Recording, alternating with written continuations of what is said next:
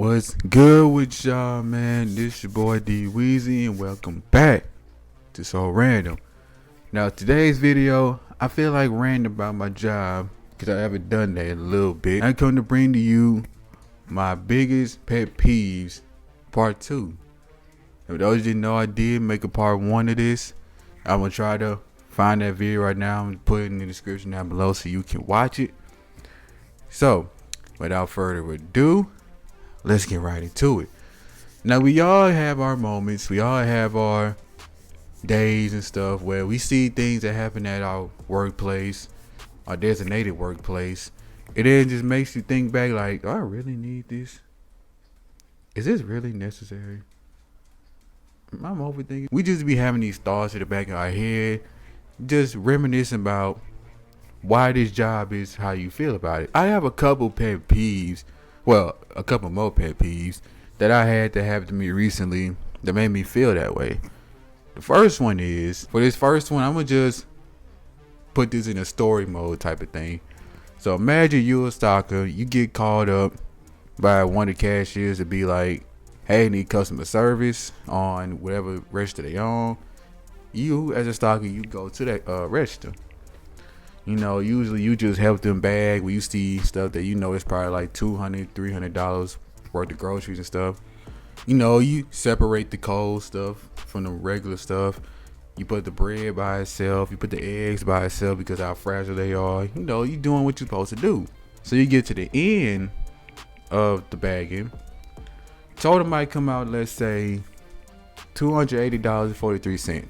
Let's just put that number right there. Then the people use the card. And then when they try to use the card, it says inefficient funds. And we all know what inefficient funds mean. We all seen that screen at least one time in our lives. Then the customer's sitting there confused. They probably think either the bank ain't put the money in their account yet, or they just don't have the money for it. They just have so much knowing that the money ain't gonna match up. So that leaves two options. Option one, you wait on them and you make a phone call with their bank, whatever they with, just to see what's going on with it. Or option B is the option that no grocery person wants to deal with. You have to put all of that stuff back because they don't want it no more. Yeah. You know how to take back $200, $300 worth of stuff. If you would never had to do that, just be thankful. You matter of fact, get on your knees real quick and just pray to God that you ain't got to go through that, because that is the worst thing that you could go through. Well, that is one of the worst things you can go through. Just imagine they get like 3 of this. 3 of this stuff is heavy. You got to lift it all and put it back. They have so much of this. You know, like, we had to put all of that stuff back. It's just the worst feeling. Now to my second pet peeve that I deal with is when people just misplace stuff is when people misplace groceries. Now, I don't take this one so serious because everybody has done this before. We at the point where we pick something up that we think we want, and then we go around like 5 minutes later. You say you don't want no more. You just, wherever you at, you just leave it there and just walk away like nothing happened.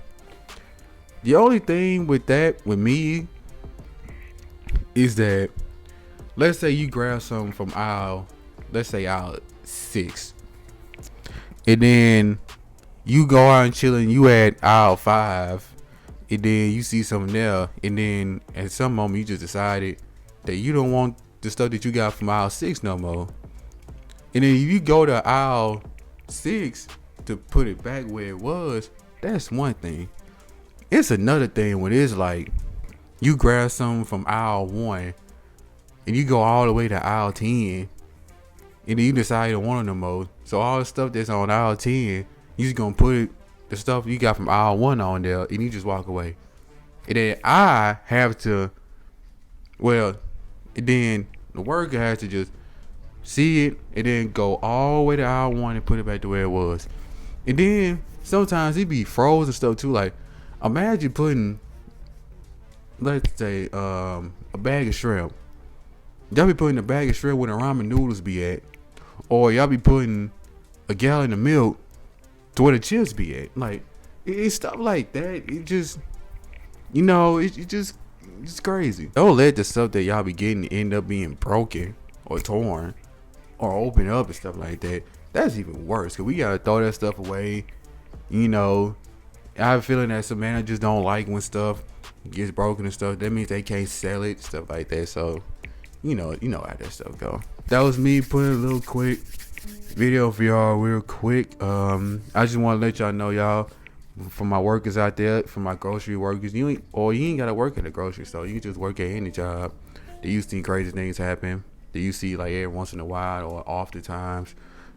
Let me know in the comments what y'all be going through, man. I just want to see if I'm, because I know that I ain't the only person that going through this stuff. So with that being said, make sure you like, comment, subscribe. Check the link in the description real quick. Turn post notifications on so you can be the first person to watch my next video. And I will see y'all on the next one. Peace.